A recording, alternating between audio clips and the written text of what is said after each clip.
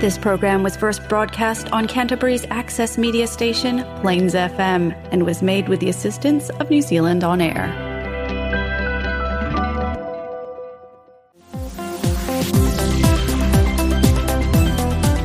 Welcome to your weekly dose of the Accountology Show. I'm your host and chartered accountant, Nicole Haig, with an insatiable curiosity for uncovering accounting ideas to help businesses grow. I have so many nuggets of gold to share. Are you ready to make your good business great? Let's get stuck right in. Hey, it's your host Nicole Haig and Alex Fulton. And welcome to another exciting episode of the Accountology Show. I'm excited. Yes, well, we're going to talk something quite left field today. Well, yeah, I think my brain still hurts a little bit from the last episode. Cashflow and profit. Yeah, and do you know what? I've spent the week kind of thinking about, as other stuff comes in, I think about it. And how it relates. Yeah. Oh, so even in your own personal bank account, you think, how does that work? No, but I'm sort of talking more about, my business. And your business. Yeah. So, and, it was a good chance to have a wee think and a wee chat to my business partner, and also, timely enough, I did get my accountant email about end of year. Oh, yeah, end of year accounts. Yes, so, I can go in there and know what I'm talking about. How's my cash flow? How's my profit looking? Yeah, but this is something a little different. Yeah, so today I thought we would talk about succession plans and taking over the family business. I love that series. Oh, yes, Succession. Yeah, isn't it good? I love that. Yes. So taking over the family business, because as we get older and we have got an older population, they are thinking about working longer, but they're also thinking about what the next step is. How did they get out of their business? So that's what the succession plan is. If I'm a business owner and I'm ready to retire or get out of it for whatever reason, do I look at selling it and putting it on the open market? Do I look at bringing a family member on board? And what does that look like? Well, that's what you think about, right? Yeah. Exactly. So are you going to bring your children, for instance, into the family business? Or it could be a nephew. Or grandchildren, or grandchildren, whatever generation, or, nephew, niece, or whatever. My biggest recommendation, before we even start, is that if you have a child or another generation family member that you want to come into the business, that they go out and experience the world. Real life. Exactly, before they come into the family business. Well, so that makes sense. They go out, they get their degree, or they get some kind of either qualification or experience. They go and travel, they go and work elsewhere, and it's not until they've had that experience that they then come on board. Because not only can it then bring in some fresh eyes into your business and some otherworldly experience, because remember, you're trapped in this little tunnel of this is how we've always done it. Yes. But they can come in and just provide such fresh new ways and just stand back and let the new generation come in and take over without it being egotistical and they're actually going to ruin the business. Well, the word that keeps coming to mind with that, I mean, I still have Succession, the series, in my mind. I can hear it running through my head. Yeah, but as in this, we're not just talking about big multi-million-dollar businesses. This could be Darren from a mum the and spray dad painters or whatever. Exactly. But I've written, I did a bit of prep on this, and one word that came up to myself was nepotism. Yes, yeah, that's great. Okay, so because if you've got other people that are working in the business and they've been there for years, right, and then all of a sudden you're like, okay, I'm looking at retiring now, but I'm going to bring in my little 18-year-old grandchild, daughter, and she's just straight out of school, so she's fresh, and we're going to bring her in and we're going to put her a shareholder and director to start making some decisions. That issue of nepotism and that issue of you need to be able to have that succession plan and work out how that is actually going to work and play out before you make that announcement, because you're going to upset a lot of people and you're going to have a walkout situation. And you're going to have everyone on board. Correct.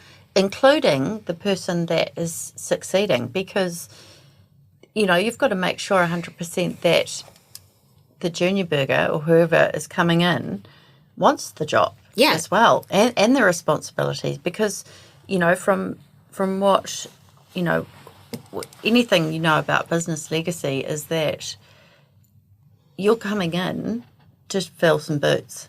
Correct. To fill some big shoes, and you're going to have to, I'm sure you probably have this in note form, but, there's going to have to be qualities and abilities that you're going to have to fill those shoes. Are you a business owner struggling with profit, cash flow, or to find balance between work and life? At Nicole Hagan Associates, we want to help business owners just like you reclaim your freedom. Freedom to spend quality time with loved ones, freedom from stress, and freedom from financial burdens. But how do we do it? It's simple. We listen, we understand, and we create bespoke, structured programs tailored to your unique business and personal goals. With the right education, coaching, and expert advice, we'll show you how to increase profits, improve cash flow, and align your business and personal goals. Don't do it alone. Let NH+A be your guide to success. Work smarter, not harder, with our proven accountability methods. Your freedom starts here. Contact us today. Yeah, so there's a couple of things there that you've just mentioned which are great. One is entitlement, because, and this can flip both ways. One is that the younger generation can think that there's an entitlement, an automatic entitlement. Yeah. That I'll just work in the family business and I'll earn a lot of money and I won't really have to do much for it. That entitlement. There's also the flip side where, like you just identified, the successor, the person that's wanting to retire, for instance, or get out of the business, thinks it'll be fine because I've got little Harry coming through and he'll just take over the business. But he has no interest. Harry might want to be in the arts. Yeah, exactly. Yeah. And he's no interest at all of being a spray painter. Yeah. So and I've seen this happen where family members... comes back to communication, right? 100%. Yeah. 100%. And I think there's that automatic assumption that, well, they will do this because... And farming's another one, I've written down farming. Yeah, that's another one that is... That's so tricky, and you hear this all the time about... somebody needs to take over the family farm. Yeah, and assuming, that it might, that it has to be a male. Yeah, exactly. Or if you have females, all... your children are all females and they don't want to take over the family farm. I mean, this is a really hot, open topic. Yeah, it is, because there's that whole issue of feeling guilty because this farm's been in the family for over 100 years. 3 generations. And I will be the only one that cuts this generational successor off effectively, and be able to, then we have to sell it to a third party and they're going to carve it up and make it into residential land, etc. So do you have to navigate this a lot in your role? Yes, so when we do succession plans, yes, this is part of it. So you do that would be a... But it's not something that happens overnight. Yes, we do. We sit down with clients and navigate a succession plan. Again, it's kind of like selling the business. So it is getting it groomed, ready for sale. What's our word when we sell the business? Grooming? No, there was something about, having a... Normalising? Normalising your accounts. Yeah. So... Again, it's getting it ready and getting a plan in place, and then those people that are already in the business, that nepotism again, that are not related to the business owners, that have put all their hard sweat into the business and they've been in the business for years and know every aspect of it, they're going to get their nose out of joint. So how do we navigate that? How do we mitigate the risks associated with them potentially leaving when the announcement's finally made that, little Harry is coming on board? So that all needs to be talked about and planned. Change his name from Little Harry. Okay. No, he should change change his name. Big Harry. So, there's that aspect. But the other thing is that this entitlement, there should not be a family member that just comes into the business as entitlement. So back to what you were saying about, so again, it's about planning, and whoever may be in this role of successor goes out, travels, works, lives Correct. Overseas, Correct. gets experience, Yep. broadens their knowledge base, maybe knowing that they are or not. Yeah, absolutely. But better to know, because One, they've already been out and experienced life, and then they know whether they do want to get into the family business or not. Yeah. Secondly, they've got more experience and knowledge at a larger scale. Well, I guess if they know that there's a chance they could succeed in the company, is that the right way to say it? Then they're going to have that in the back of their mind when they take opportunities, or if they, like if the boss, whoever that is, hasn't told that person, like, and then just sort of dumps it on them, or surprised that they can't prepare. Like Succession, just from what we've talked about so far, really needs to start quite early on. Yeah. Or succession planning. Yes, it does, because sometimes you get the luxury of being able to plan for this. Sometimes you don't. So, for instance, if there was a health scare or a death, you haven't had the time to plan. Would you say that this should be on the to-do list of most companies? Yes, because especially as we're aging, because you can't plan for a sudden death, right? No, so that's exactly right.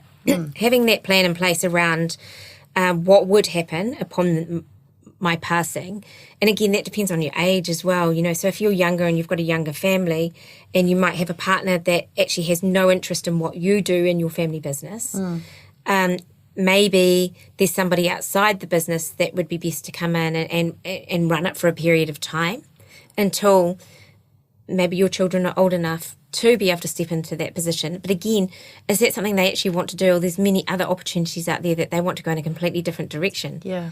So it's thinking about all those different types of avenues.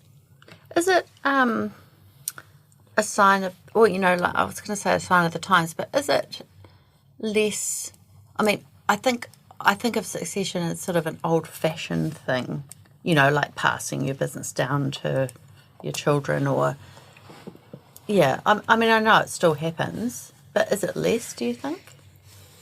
Do you know what I mean? Yeah, I do. I think that there are more opportunities out there now, and a lot of this generation that are coming through are actually starting their own businesses up from. They're jobs that we haven't even heard of. Correct. That are coming through. Yeah, exactly. Like, some of our children and what they're studying at university. It's going to be completely irrelevant. Yeah. Especially with AI, that's so exponentially fast at how it's accelerating.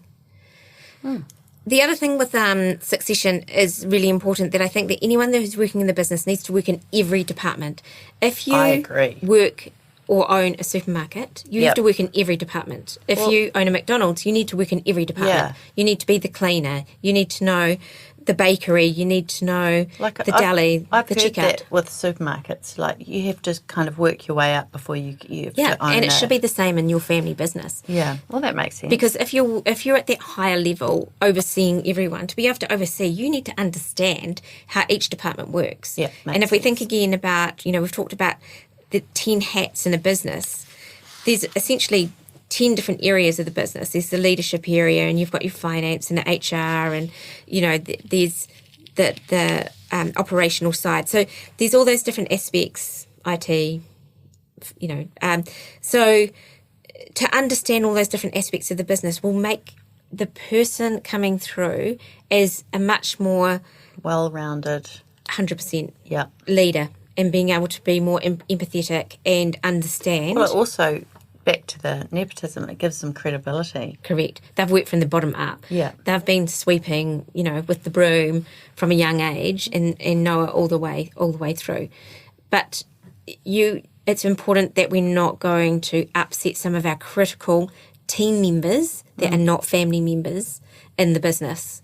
And that is a really important aspect to mitigate any of that risk. And everyone needs to be on board. Yeah. Yeah.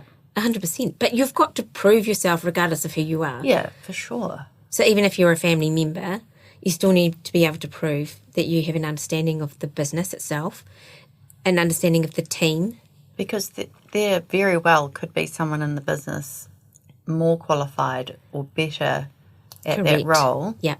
And they would get their nose out of joint. Yeah, absolutely. Yeah, it's quite fascinating. And they might have some very valuable, those people that work in the business might have a lot of industry knowledge that if you lost that person, that's virtually like a whole business guide walking out the door. Yeah. Yeah, well, yeah, I can understand that. Also back to the Succession series, what if you've got multiple children who have all got something that they can offer or bring to the table, but in that scenario, he didn't plan his succession very well and didn't let the children know.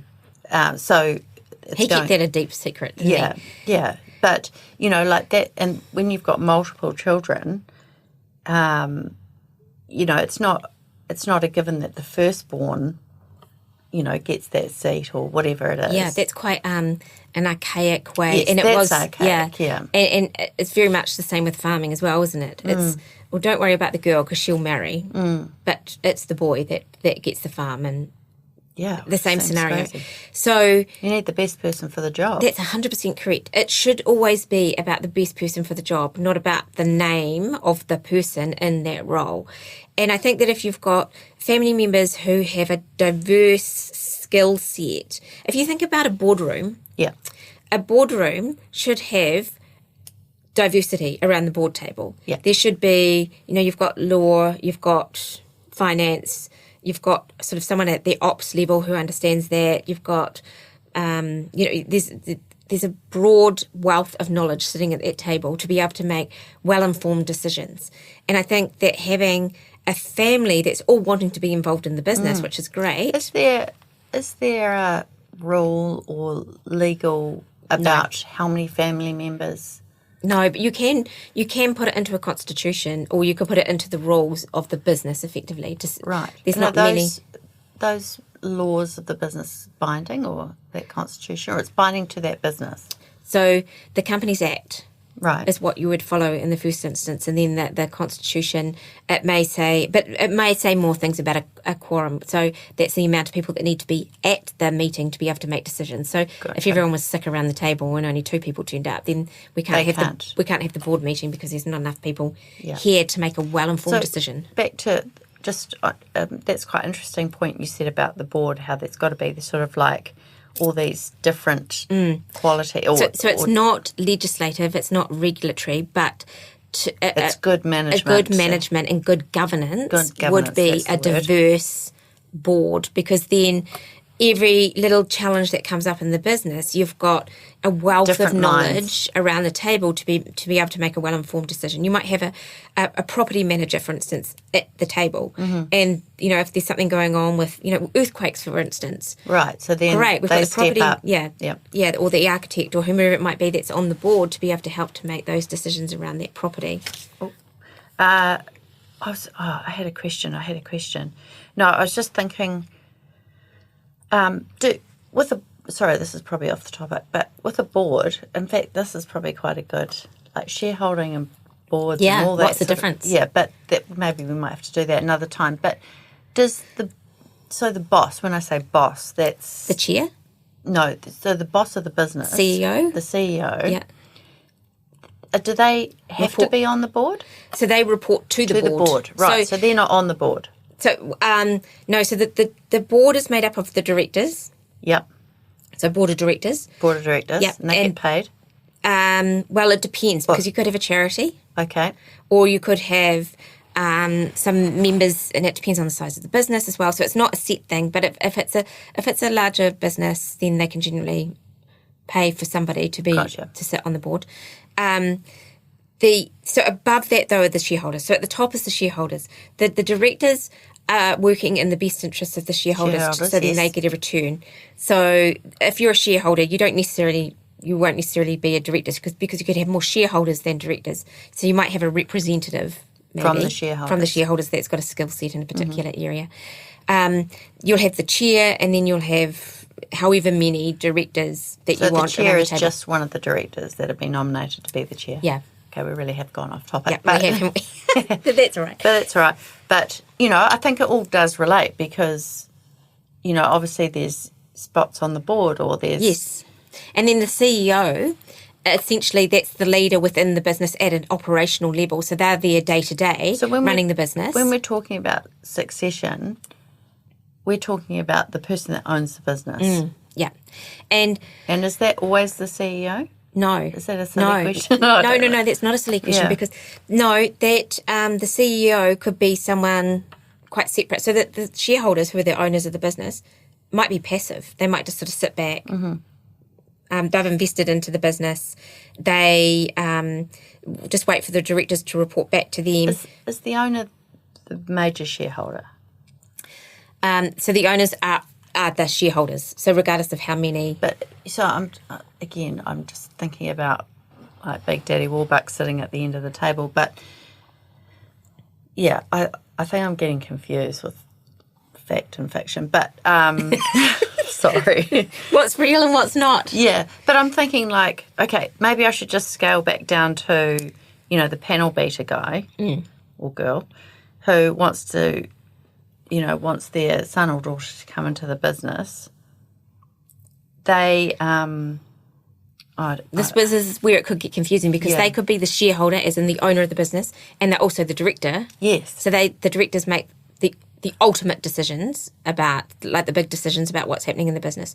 And then you've got the CEO below that who makes the day-to-day decisions at an ops level, and also keeps track of everyone, all those different hats below him or her, such as finance, HR, sales, ops, all of those.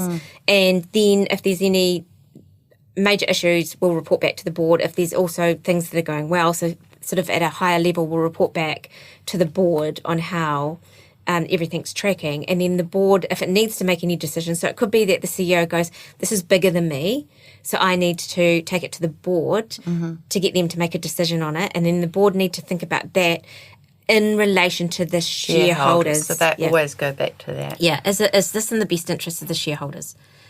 Okay. And it could be something like an investment strategy. So it could be maybe, we've got quite a lot of money sitting in the bank account. Cash flow. Exactly. Bingo. What should we do? It just seems foolish, for that to be sitting around not doing much. What could we use it for? So have we got an investment strategy that could go to the board?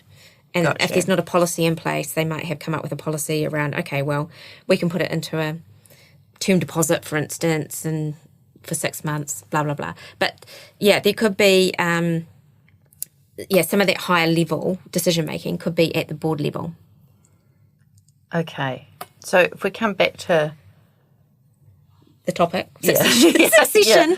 If we come back to being a successor, I'm just sort of I'm trying to, in my creative visual brain, I'm just imagining where this person sits.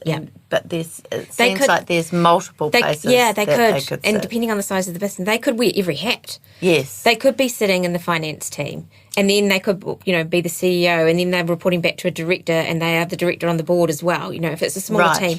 Thinking again of those 10 hats in a business, you could be wearing multiple hats. So you could, in that hierarchy, and you could also then potentially be a shareholder. I think the main takeaway that I see about all of this is being a good Boy Scout, Girl Scout, and be prepared. Yeah. And also communicate. Yes. So communicate and have something in place. Yeah. If the worst case scenario happened, or if you wanted to sell, or if you wanted to retire. Yeah, correct. And then for that person coming on board that you're looking at bringing up through the ranks, there's skills that they've got to have. Yeah, that they have got. They've been out into the big wide world and they've got their own experience. So that's like a deeper understanding of business. Yeah. Financial literacy, so understanding the financial accounts, the management, etc. They have worked in every department of the business, so they've got an understanding of each aspect, and they've got therefore an eye for strategy and business planning. Gotcha. So they've got that sort of overall future look. Yeah, future look at that. Obviously, you're wanting to create a great culture. You need someone that can get on board with everyone. And just because these people are related, it doesn't mean that they're going to have the same success. Yeah, exactly. Or they could even have, on the other hand, better success. Correct. You don't want them coming in and destroying your business overnight and everyone leaves. So there needs to be some That's why I'm saying that they need to have a deep understanding of the business and about the people that are in it as well, because that culture piece is really important, and the longevity. Well, without the people, there's nothing really, correct. Is there? Yeah. So having that scalability, saleability, and sustainability, coming back to those again, that anyone coming in can actually grow the business, take it to a new level. We don't want it going backwards. We want to be able to keep the team and grow that culture. They need to have a great understanding of the business. You've mentioned, like being open and honest, but I like the word transparent as well. Like, I think that goes to that communication again. Yeah, really important. Really important. So again, I think it is having that plan in place from at an early point. And so do they go to their accountant to get that, or or they can start it in house and then get some advice on it? Yes, correct. Yeah, Succession. Succession.com. And then it will get to the point where it needs to go to... Yeah. Well, it might be. We could look it up. And then it could get to a point where it needs to go to the lawyer to get, documents signed up and whole formality side of it. Yeah. But before it gets there, there's a lot of planning. What is it going to look like, and how are we going to navigate it? Well, it just sounds like it's not something to keep on your to-do list and keep putting it at the bottom of it. I think it's something that needs to... Yeah. Be looked at quite early on, something that you don't want to wait for a disaster. Correct, or a disability, or anything along those lines to actually force this to happen. Correct, because the wrong things could happen. Correct, getting the wrong person in the seat, an unexperienced person. Yeah. Many things that can go wrong. Many things. So yes, planning is really critical. So in addition to your business plan, your annual business plan, which is having a look at your strategy for the next 12 months and coming up with some action points and how you're going to achieve that, then the overarching side is that whole succession plan of what does this look like? What's our exit strategy? How do we get out of this business? Are we going to get a generational flow here where we're going to get someone to take over the business? And what do we need to? What does that look like? And what do we need to do? How does that look like? It's a good one. Or are we going to sell the business? Or so think about all of those aspects. Well, that's so interesting. I think that's it's such a real world dilemma. Yeah, even though we've seen it in the movies and Hollywood and everything like that, that's what I think about. Well, as we're an ageing population, it definitely is becoming. Yeah, no, you're absolutely right. Yeah. Oh, that's so interesting. Thanks, Nicole. Pleasure. Well, I hope you all got some valuable information out of that. And if there's anything else that we can assist with, then don't hesitate to sing out and DM us. But otherwise... Yeah, if you've got any questions, I won't be answering them, but I'll certainly be listening to the answers. Well, we can bring the answers up on another session. We'd love to hear from you. Yeah, we would. Okay, well, until next week. Yeah, we'll see you. We'll love and leave you. Thank you. Bye. Thanks for joining us on the Accountology Show. If you have enjoyed today's show, you're in luck because we'll be back next week. You'll find past episodes at plainsfm.org.nz and subscribe on Apple Podcasts or Spotify to never miss an episode. We would love it if you would leave a 5-star review and tell a friend or business owner who would benefit from hearing our show. We also love hearing from you, so reach out with any comments or a topic you'd like covered, and even suggestions for whom we should get in the studio next for an interview. You can find us on Facebook, Instagram, LinkedIn and TikTok. Our handle is NH Plus Associates, that's NHPLUS Associates, or email me, nicole@nh-a.co.nz. But most importantly, thank you for taking the time to listen to the show. Until next time, keep building that business into the empire it absolutely deserves to be.